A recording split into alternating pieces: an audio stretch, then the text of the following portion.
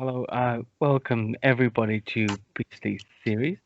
Today I'm very happy to be talking to Steve Alten. You may know him as the author of the Meg books and others. In cryptozoology circles, I think, Steve, that not enough attention is paid to the megalodon, actually, and it does seem to be such a wonderful and mysterious candidate for us to divert our attention to. There are supposed sightings now and again, but from a fictional point of view, I read your book, I've seen the movie. I am British. I am a Jason Statham fan, so um, yeah, and I really enjoyed it. And I thought, wow, this is another line. Could we be entertaining, and could we be informing people about possible living cryptids, or the possibility of living cryptids through fiction? And that's what I really like about what you've done in many respects. Now, I just wanted to talk to you quickly about the Meg series. I mean, let's just tell people what it's about, when it came out, some time ago now, if I'm correct. Yeah, Andy, Meg came out in 1997 in hardback, and the series is in its sixth novel. It also has a prequel called Meg Origins, and it has a smaller series called, in its first print, called Angel of Death. The first book in that series is called Survivor. So that book comes in between Meg 1 and Meg 2, which was Meg, a novel of the terror, and the Trench. I mean, I'm just looking through the bibliography on your Wikipedia page, for example. Yeah, it's really, really vast, and clearly from that first book, there's been some time to write, but still, I mean, what are we talking? 21 books or more at the moment. It's 21 books, even in 23 plus years. That's a lot of work. That's somebody who doesn't like to sit around and twiddle his thumbs and live on the kudos and the proceeds of previous accomplishments. What drives you with that? I mean, clearly you were into sports medicine before. You've got a doctorate in that. I mean, that seems to be a career path. Why the switch suddenly into writing? Well, the doctorate is actually in sports administration, the master's in sports medicine, which is a glorified way of saying I was taking athletic training. But so I do have a doctorate, 10 straight years of school, but nothing that I'd call myself Dr. Alten about. I see. So what motivates me, you asked? Well, the fear of poverty is one thing that keeps me motivated. It's good motivation. Yeah. Yeah, that's good motivation. But what motivated you to start writing about things like the Meg? I mean, clearly, similarly to myself, you would have been a Jaws fan at some point. Michael Crichton and all those guys. Suddenly, not suddenly, but you became a writer. What drove you? What made you write? What got you into that? Well, it did start at the age of 15 with reading Peter Benchley's Jaws, and that got me interested in reading about great white sharks. And I started with every attack that had been documented about them. Spent many hours in the library as a 15-year-old. But there was always a little blurb about Carcharodon megalodon, the prehistoric cousin of the great white, usually accompanied by a black and white photo of 6 nerdy-looking scientists sitting in a jaw in the Smithsonian. Yes. And then we flash forward 20 years. I'm about 35 years old, struggling to support a family of 5, bouncing around from different careers to different career. And then in August of 95, I picked up a Time magazine, and on the front cover was the Mariana Trench. The Mariana Trench, for those who don't know, is the deepest part of the ocean, 7 miles down, about 1,500 miles long and 40 miles wide, and basically unexplored. But the article went into the fact that prior to 1977, as far as scientists were concerned, there was no life at the bottom of the ocean because there was no sunlight down there. But lo and behold, the Alten submersible went down there, and guess what they found? More abundant life than they could have imagined. Yeah. Hydrothermal vents, breeding tube worms, breeding small fish, breeding large fish, breeding bacteria, breeding all sorts of things. It's something they, instead of photosynthesis, now they had chemosynthesis and life at the bottom of the ocean. And when I read that article, Andy, I thought back, well, you know, this would be a cool place to put that giant shark I had seen a picture of when I was 15. And so I went to the library and found out what the creature was, megalodon. And I made a goal to write a book.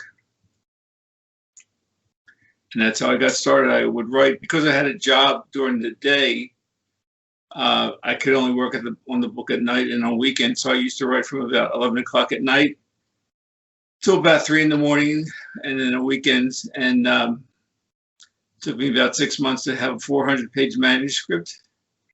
And at that point, I didn't know what to do with it.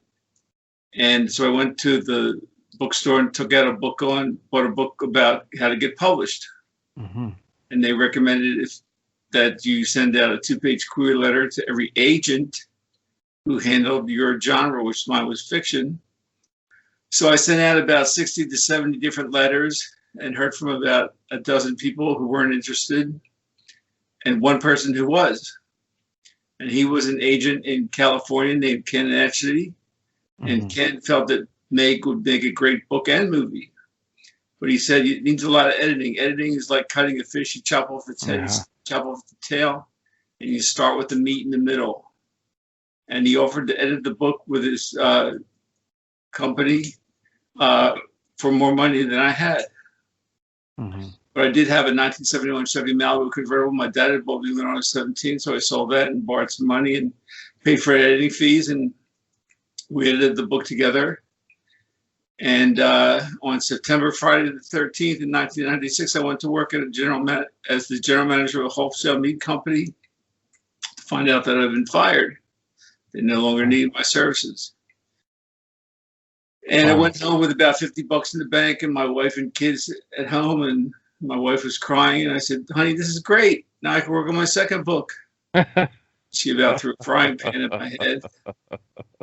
But 4 days later, the manuscript to Meg went to the 6 biggest publishing houses, and buoyed by the fact that we had a first look deal at Disney's Hollywood Pictures, garnered a final bid of 2-book deal for 7 figures. So that's how my writing career started.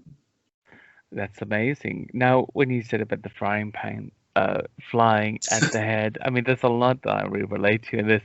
And yeah, I mean, sure, and that's a serious moment. That's a make or break moment when you got to face the wife and wonder about what's going to happen to the kids, right? And that's an all or nothing moment. But you put yourself in it, and that to me seems apparent. I've been reading a little bit about you and looking at your your bibliography and everything else that you've done. It does really seem like somebody that's made a good career, but has not forgotten that what it is not to have a career. And as you say, you know, poverty, the drive to stay out of poverty keeps you going. And there's a lot of creativity in necessity, right? What I wondered about regarding your book, the series of books, is how you came to that point of trying to make the movie. Of course, there's something that's described on your site as going through years of development hell to make the Meg movie. And of course, the book is in 1997, and I suppose we've just seen the movie in 2018, haven't we? So describe that. How did that process work for you? First of all, having it put forward to be optioned, or whatever the term is for a movie, and then what are the stages that you go through before it actually gets made? Well, I'm not kidding when I say my career has been a roller coaster ride. It's been big ups and big downs, and they've come constantly throughout the last 25 years. And the Meg movie was also its own roller coaster ride because, like I said, we had actually optioned the movie rights to Meg before the book was sold. Mm. And Hollywood Pictures grabbed it on a first look deal. And over the next 2 years, they went through a couple different screenwriters with some really horrible scripts. And then at the end of 2 years, the studio head, David Vogel, was fired. And Wow. when a new studio head comes in, they let go of all the old studio heads' projects because if they do well, it's going to reflect good on their predecessor, and they don't want that. So the rights to Meg went into reversion in 1998, and nothing happened for about 7 years until a friend of mine, Nick Nunziata, who was the creator of CHUD, which stands for Cinematic Happenings Under Development, found out that Meg rights came back to me. And so he showed the book to a friend of his, Guillermo del Toro, the director, and Guillermo's producer of Hellboy, Lloyd Levin. Oh, wow. Yes. Amazing director. And so they loved it. And they said, listen, we want you to write a script along with, we're going to attach a director to it, the project. And they decided to attach Jan de Bond, who is the director of Twister. Mm-hmm. And Jan and I wrote a script together, and they took the package out to New Line Cinema. And with a bunch of producers attached, probably producer heavy, they finally got the deal done. And once New Line Cinema had the script and the rights to Meg, they tossed the script aside and brought in another screenwriter, Shane Salerno, who's a great screenwriter, but Shane decided that he's going to take the book and the plot in a different direction. Mm-hmm. And he basically rewrote Moby Dick with a whale instead of a shark and megalodon. Okay. And that didn't work too good for me or anyone else. And after 2 years of struggling with that project at New Line, the rights were reverted again. This was, I think, in 2008, 2007, 2008. And so I let everyone go, and I brought in a friend of mine who I'd met a couple of years earlier, Belle Avery. And Belle was a producer in her own right, but Belle's forte was raising money. Mm-hmm. So Belle optioned the movie rights for me, and as well as the Loch, about the Loch Ness Monster. Yes. And so she went out and tried to raise the money herself, and 8 years later, she was able to raise $150 million, most of it coming from a Chinese production company called Gravity Pictures. Wow. And she took that package and a script that she and I had written together, which is what got the money raised, and took it for distribution to Warner Brothers. And Warner said, hey, you know what? We really like this. We just don't want to distribute it. We want a piece of it. So they bought into the deal. And 2018, the movie came out, 23 years after it was originally optioned in 1996. Wow. I mean, that just goes to show you, really goes to show you that it's never a simple business. There's a funny line I used to like in the somebody used to say this line that most of pitching movies or discussing books or anything that you're doing, TV series, is meeting people and sitting down and talking and saying, this is great, we like this, let's talk again in 3 months' time. And it seems to go on and on and on. 23 years is probably the biggest gap I've ever heard of. But I watched the movie again tonight, by the way, just to refresh myself. And I love it. It's a great movie. It's good fun. It's got great effects. The script seemed nice to me. It's an action movie, but that's what you're looking for. You know, that's what you signed up for when you watch something like this. And yeah, it's well. So I think that's a good idea. Now, talking about the Loch, actually, and you mentioned that, and that's a passion of mine, a place I've been to many, many times before. I noticed in your book, the Loch, the original one, I know there's a new one about to come out. It has come out, is that right? Heaven's Gate? The Loch was the first book. The second book was actually called Vostok. It should have been called The Loch Vostok, but they didn't like the title. And then they should have used that. And then the Loch 3, Heaven's Lake, is one I'm working on presently. Yeah. Okay. So with the first one, there's something in there that essentially you had this idea, and this does really hit into what we're dealing with right now with Loch Ness. You had this idea a long time ago that the Loch Ness Monster was a giant eel, right? Yeah, I can't claim total credit for it because it actually came from a cryptozoologist friend of mine, Bill McDonald. Bill had been to Loch Ness many times, and when I was about to start writing the book, I picked his brain, and he showed me his theory, and I said, that's a good one. I'm going to borrow that from you if that's okay. And he said, sure. Okay. Well, obviously, I would imagine when Professor Neil Gemmell's eDNA study of the Loch came out very recently, and they concluded there was nothing there, but perhaps a large population of eels, one of whom could possibly be, giant size. They couldn't determine that on that. What were your feelings about that? I mean, I would imagine at that point your friend and yourself were feeling pretty cheaper about that outcome.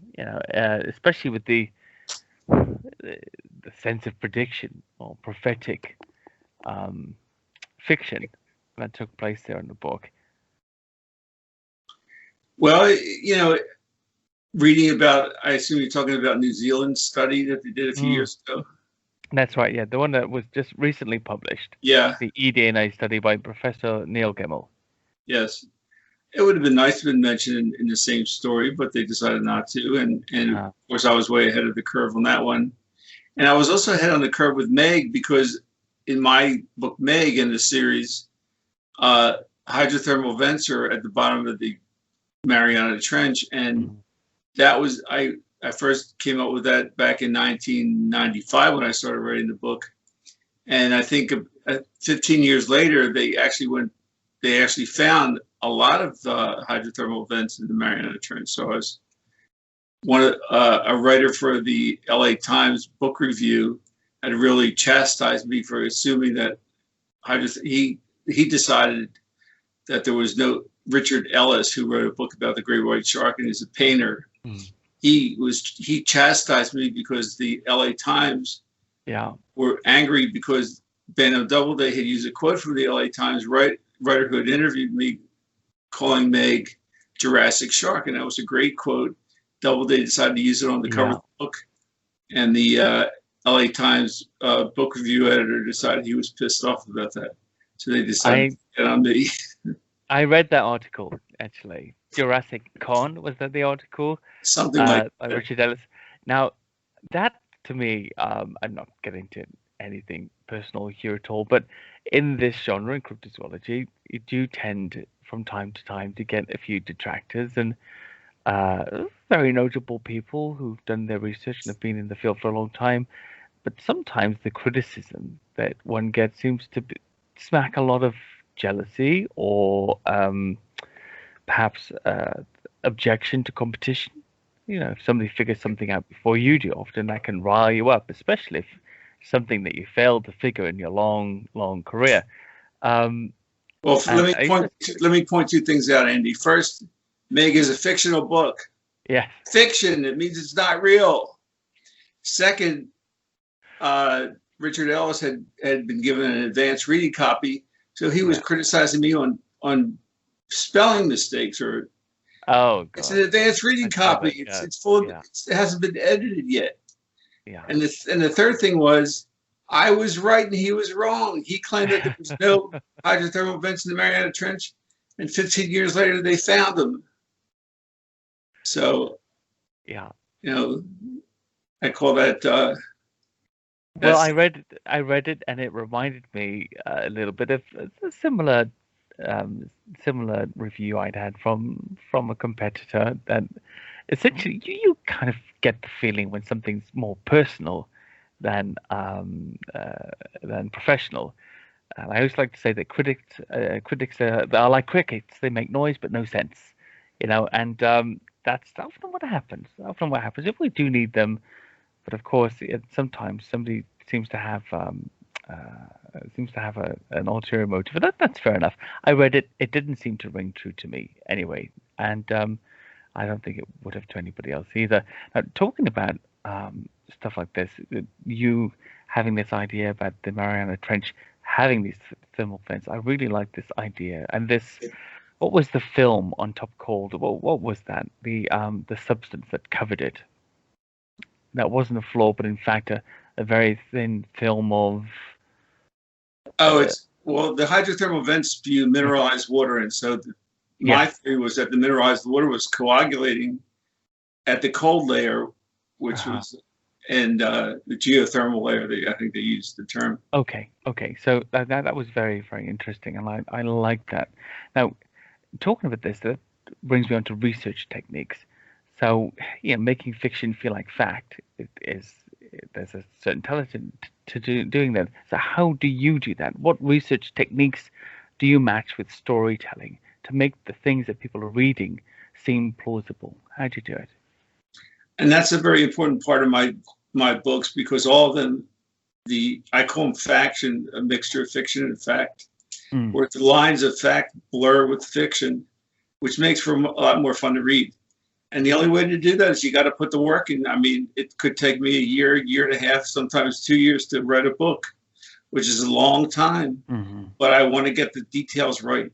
I mean, I've actually, written about a restaurant in way up north in Canada where the Inuit live, and I called the restaurant to find out what was on their special just to put it in the book.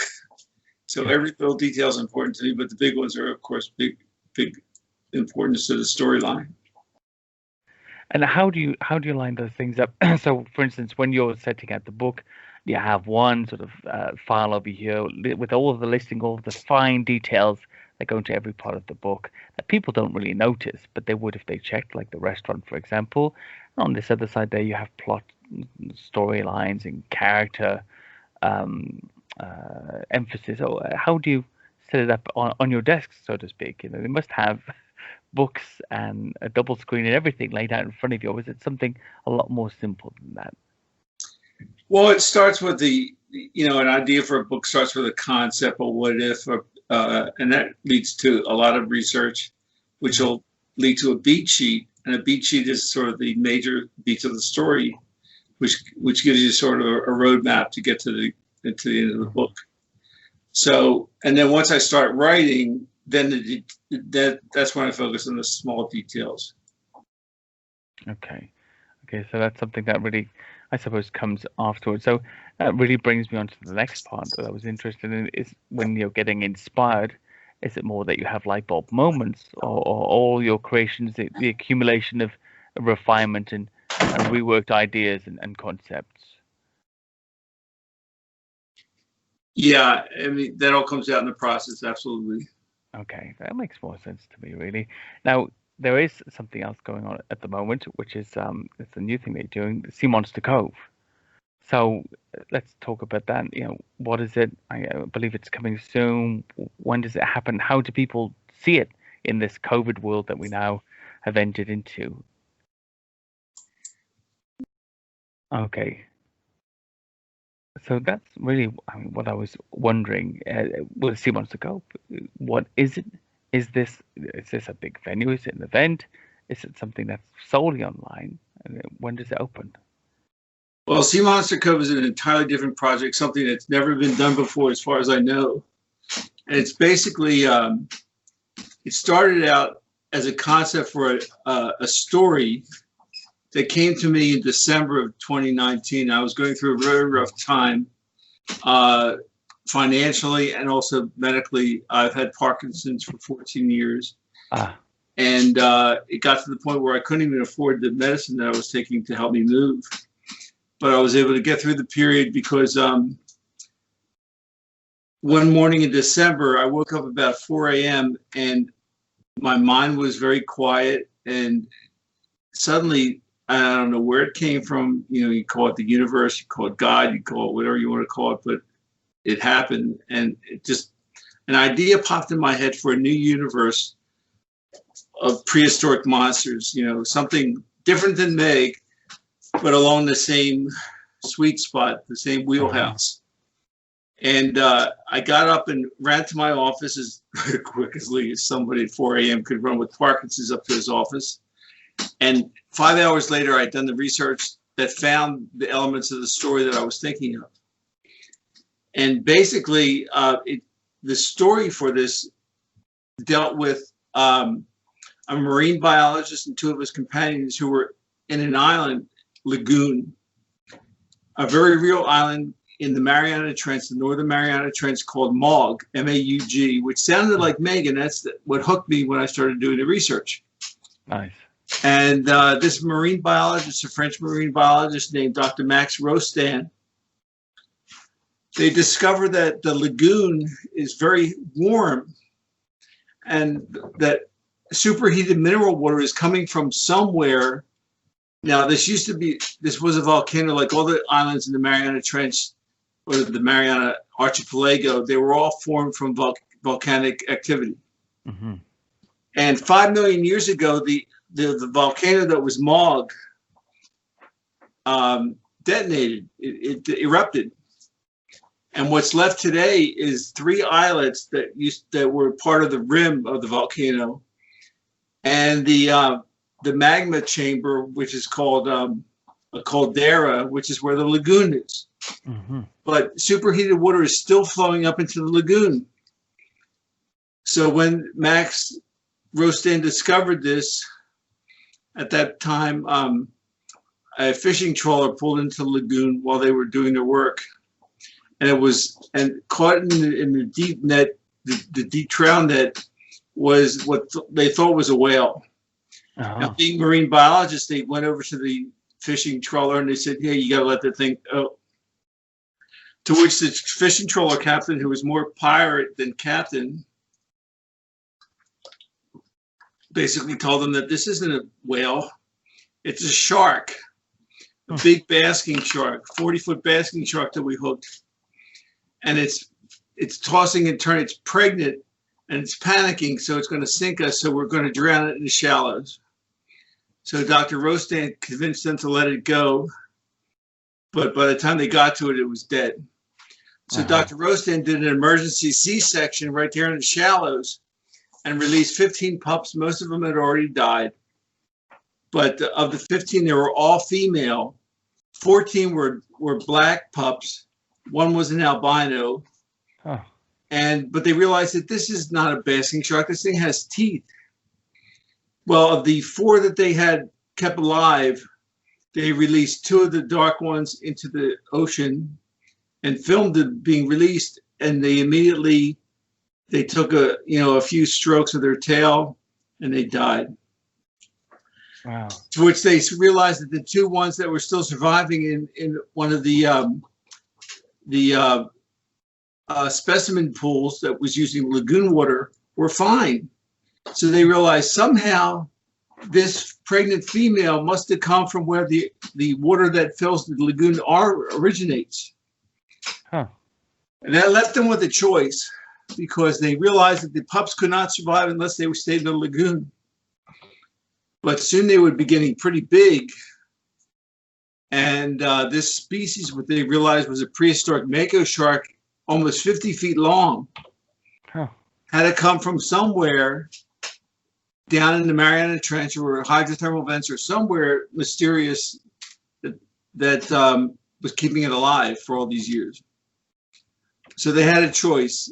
They could either kill the pups, which would prevent the species from breeding and starting a new apex predator species, or they could raise it themselves. So they decided that they were going to raise the pups themselves and stay in the lagoon. They built these pens in the lagoon to raise them. But after 3 years, they'd gotten so big that in order to keep them, they had to build aquariums in the lagoon. But to get the money to do that, they had to prove to the investors that if something happened to these sharks, that they could find other species that were prehistoric as well. So they sent one of the pups, which was called Layla. The other one was the albino was Snowflake. They released Layla along with a remote drone into the deep waters, and Layla led them into an aquifer that had opened up due to a sea quake that had happened about 3 years ago, right around the time that the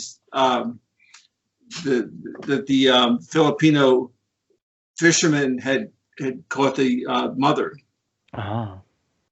And so they go down there and they find an entire prehistoric aquifer that dates back 300 million years. All sorts of creatures in there. And that's how, and that story is what gave birth to Sea Monster Cove. Wow. Now, Sea Monster Cove was intended first and foremost, it's a TV series, a web TV series that I'm writing and producing with major motion picture special effects.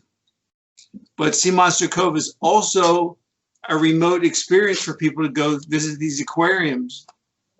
And the creatures are using the very best special effects, using 360 controls for the visitor, so that the visitor can control what they're looking at, and the creatures respond to them. They're attacking them actually because they're not very happy. So there's different ways that you can look at it. So I was going to give you a little taste of what that is. Yes, please do. Please do. All right. I think we're still sharing a screen, so let me see. We are. Let's have a look. So what these I was able to find fans of mine who were tremendous 3D animators who are working with us, and I'll give you a sample of that. Now there are 6. Let me see here. Okay. There are 2 different aquariums. This first one is where we keep the prehistoric sharks. This is called the O aquarium because the tank is shaped like a giant O. And that's where Snowflake lives. The other aquarium, which is right here, this is Sea Monster Cove, and it's made up of 6 different spheres surrounding a major sphere, which is a hotel. It's very cool. So this, I'll pull up some better pictures in a couple minutes. That's just, I didn't have them prepped.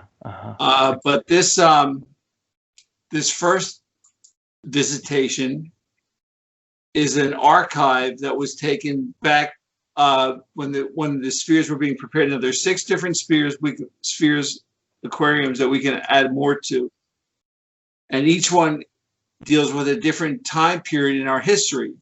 So this first one dates back to the Devonian age, when the 2 major sea monsters at that time were the Dunkleosteus and a shark that had sort of like an ironing board dorsal fin.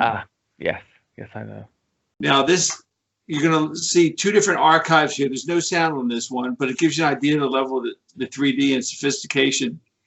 The first part of this DVD, this feature, is the medical sphere being prepared, filled with lagoon water, because it's the lagoon water that keeps these creatures alive. And the second part of the video is the Dunkleosteus as it arrives. Have a look. So let's take a look. I'm loving the concept.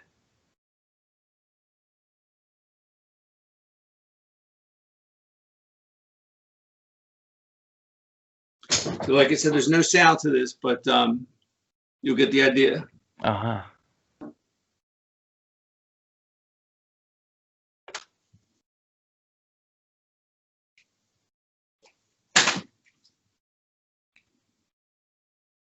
So this is the inside of the sphere. These the outside of the sphere is actually solar paneling, so that we that itself contained all the electricity is provided by the solar panels.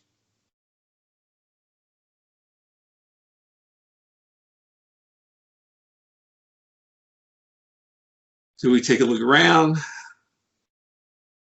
and in a minute we're going to actually go into the water. Okay. This is, I mean, this is very, very nice work. It's very swish. Look at that.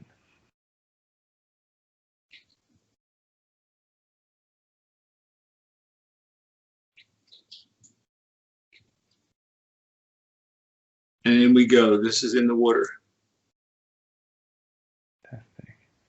Now, these creatures are used to living in the darkness, so when we put the Dunkleosteus and the other creatures in it, the exterior panels will be darkened so it doesn't hurt their eyes. And here we go into the arrival of the dunk.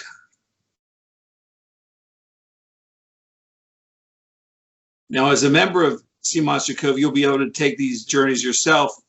This is just an archive, so there's nothing you can really do here except watch it, but you'll see the difference in the next one. It's all interactive from the next point.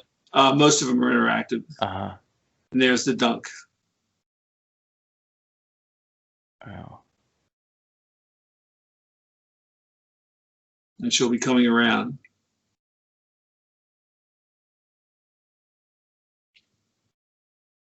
Now, the Dunkleosteus has like armored plating and was one of the first jawed creatures. The Devonian was known as the age of the fishes.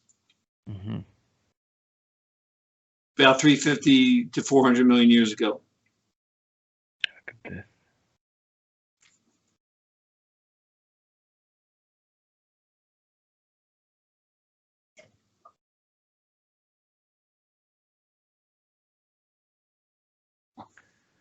That's very, very nice. Now, the second one is more of a visitation, more interactive. Take a look. Now, there's several different ways you can view the creatures. One is through the observation deck. The other is more adrenaline pumping. You can actually go into a cage and be lowered into their environment. Oh, wow. Now, this is a 360.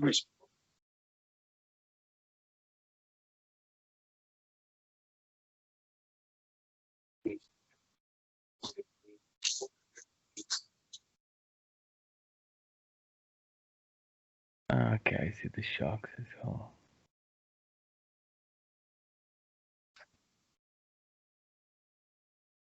So we have dunks in here. We have the stegocanthus, which is the shark. Uh-huh. Now, if you notice up here, Andy, there's this circular thing To here. navigate. Okay. Yeah. Yeah, you can look at anything you want to look at. I just paused it, but there we go. So this is the viewing area. Uh-huh. And can you can walk around to different vantage points, I would guess, as well. Yes. Yeah.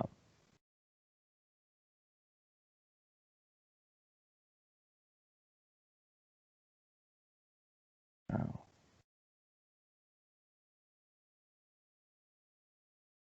And Steve, is this open now, or is it's coming in a few days? Is that right?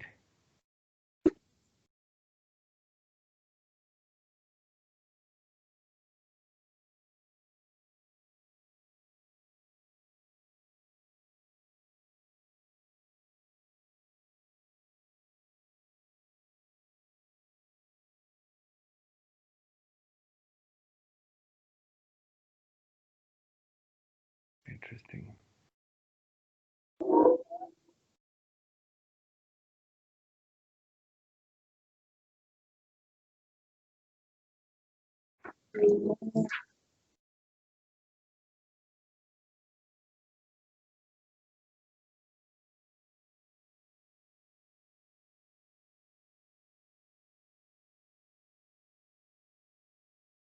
That's a trilobite.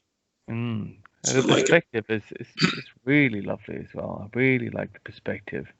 I think people will like that they can walk around. Like, that's the whole point of it, I'm guessing. exactly. Essentially, you can be there without being there. Oh God, look at that. You can see in the middle here the cage. This is the cage that you can actually enter and be lowered into the. Ah, fantastic. That certainly would be an experience.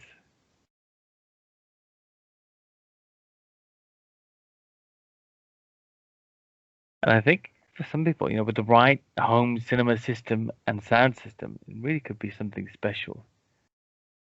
Yeah. Yeah. So you can view it on your phone. You can view it on a large screen. But the effects are all there. Oh yeah, absolutely. Now I'll show you something a little different. This is also interactive. There are hang on one second here. There we go. There are two different 5-star hotels in the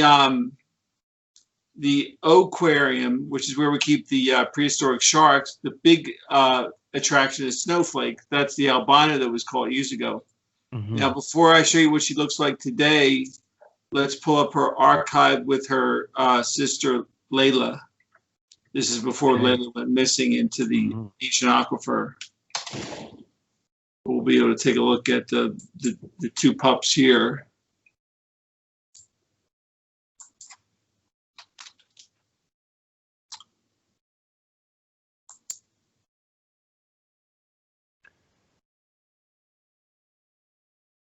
It should pop up. There we go. I see. Okay, so this is the archive footage. Expand the screen here. Now there is sound to this one. So there's Snowflake. Oh yeah.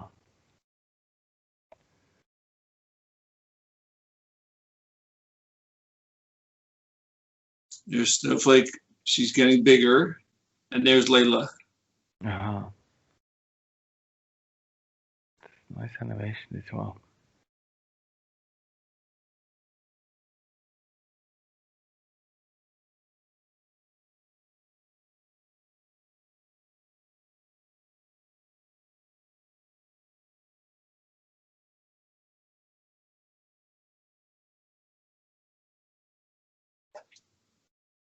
And this is the girls, the Snowflake and Layla. This is Dr. Marston watching from the caves. They got too big for them to swim out freely with them.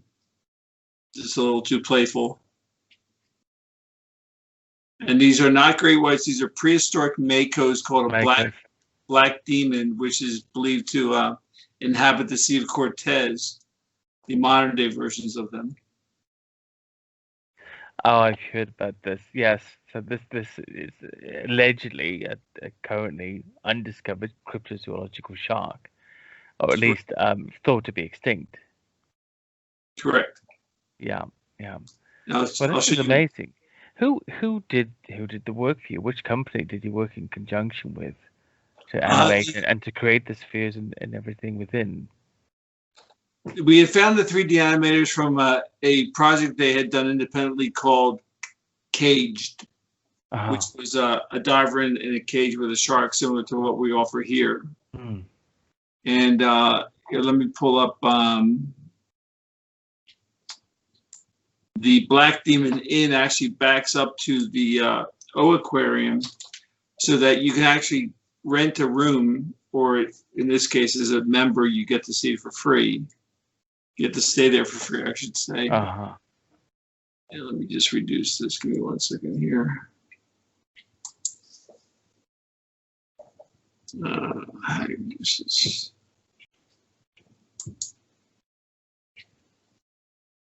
Yeah, pull it up on something else.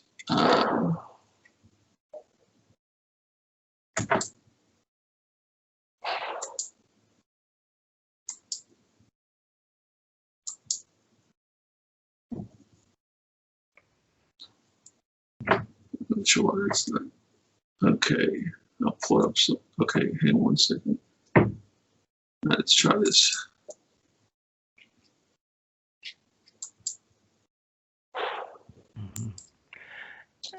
And Steve, how does it work? People become members. They pay a fee. There's visiting days.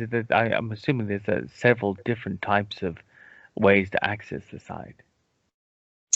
Yeah, we're actually because of the pandemic, I wanted to keep the prices very low, the monthly membership very reasonable. So we only charge $9.95 a month. That includes everything: video game, access to the hotels. This is the Black Demon Inn, where Snowflake lives here. Here we go. So this 360 device allows you to look at whatever you'd like to look at. That's very cool. Very, very cool.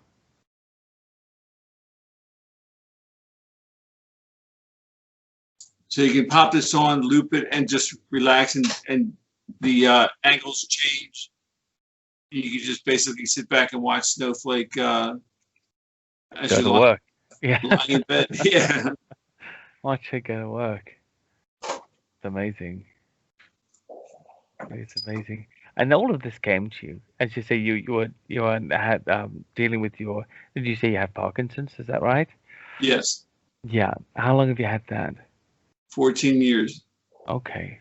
And if you don't mind me just probing you a little on that aspect Sure. there, do you find that it's a hindrance to your writing? Do you get exhausted very quickly, or does it affect focus and memory, or is it just simply your movement is affected, so therefore perhaps typing's a little bit difficult, etc.?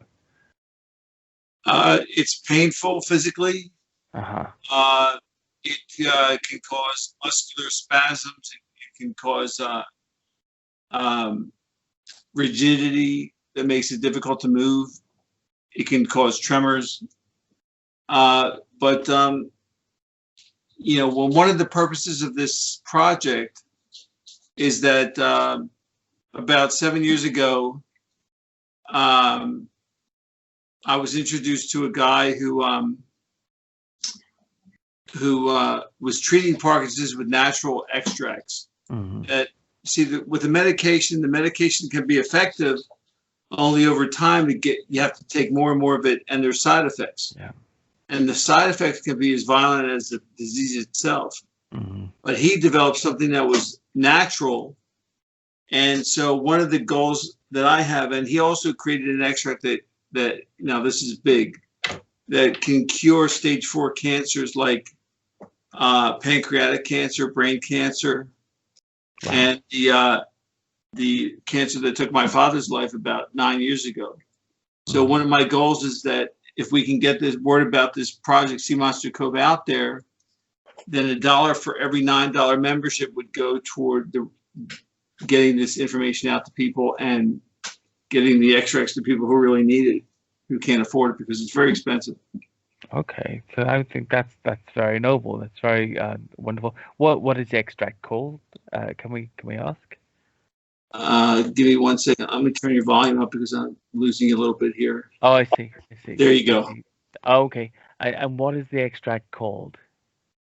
The Parkinson's extract is called RG40. The cancer extract is a little bit different name, but once we open up next Wednesday, I'll provide all the information to everyone who needs it on the website. Sure. And it was, of course, send me all of those links, and I'll make sure they go in the description as well. And I think that is a very strange thing. I've talked to a few authors, strangely, in recent times who have Parkinson's, and I'm sure it's not related, just a coincidence, but it is something. It seems to be very, very difficult to deal with because of the physical effects. Now, I myself, I don't have anything like that. Andy, I'm losing you a little bit. Your mic you are caught on your. There you go. How's that? Try again. Any better now? That's better. When you adjusted that last one, I could hear you a little better. Okay. I'm sorry. So I don't have anything like that. I do have chronic fatigue syndrome with fibromyalgia. Now, it's something I was only diagnosed with 2 years ago, but what I notice is that I do not have any memory of the day before. Nothing at all. I can remember if you prompt me. I can remember if somebody says, "Do you remember yesterday we went and we got that coffee?" Then I can remember, but there's no picture. There's literally nothing at all that reminds me of what happened the day before. And apparently it's just one of the symptoms. One of the symptoms of that type of thing, as well as the unending fatigue, which is unexpected, and you just find ways to deal with things, don't you? And get on with what you would normally do. But so that's I do have some sympathy for anybody who's struggling. Although I wouldn't say I struggle. It's just a bit of a pain in the ass. That's how I find it. Talking about this project 2 months ago, I mean, it does look really great. And again, like I said earlier, I do really feel that I'm talking with somebody who just keeps working and keeps creating things. And I like that. I think that enriches all of us, that we keep things going and we keep trying when things are a struggle. Realistically, making sure that we're not struggling to achieve something we're not good at. But still, it's worthwhile. Now, I just wonder, before we finish, do you have any advice for authors? Any authors that may be listening to you? What would you tell them? The advice I give authors is pretty simple, and that is don't write about what you know. Write about what you like to read, and then go get the information and learn about it. Mm-hmm. If I only wrote about things that I knew, it'd be a pretty thin book and pretty boring. Mm-hmm. But I write about things that intrigues me: prehistoric sharks, prehistoric sea monsters. And the thing about MONSTER COVE is that it's not just a web TV series, which is going to Wow. be amazing. And you can see the level of our special effects is Yeah. not cheap. This is major motion picture effects. I mean, my animators have all worked on major motion pictures before, mostly sharks and prehistoric sea monsters, which works out well. But it's also these aquariums that you can visit. It's a video game. It's educational sites. It's amazing photography, as you can see from some of the pictures you're looking at now. And so, you know, for $9.95 a month, you get everything, 24/7 access to it. The video games, the TV series, everything, and access to me as well. Well, I think it looks fantastic. And to be honest with you, Steve, I thought I was looking at an installation before you explained it better to me, what it actually was. I thought it was an installation that also had an interactive website that went along with it. I thought, well, that's fantastic. How brave to open a huge installation in the middle of the COVID crisis. Yeah. You know, the guy has got guts, but at least he has the online site too, so people can see it. And it really looks that real. And I would advise anybody listening or watching today to go out there and sign up and have a look. And once again, part of those proceeds do go to that charity and to help people suffering with cancers and Parkinson's and things like that. So thank you so much for coming on, Steve. I've learned a lot, and as a newbie author with only one book under my belt and another one somewhere in the middle, it has been very, very invaluable to me. Thanks so much for coming on. Thank you, Andy, and I hope you check us out on Wednesday when we open up. I absolutely will. I will. See you soon. Take care.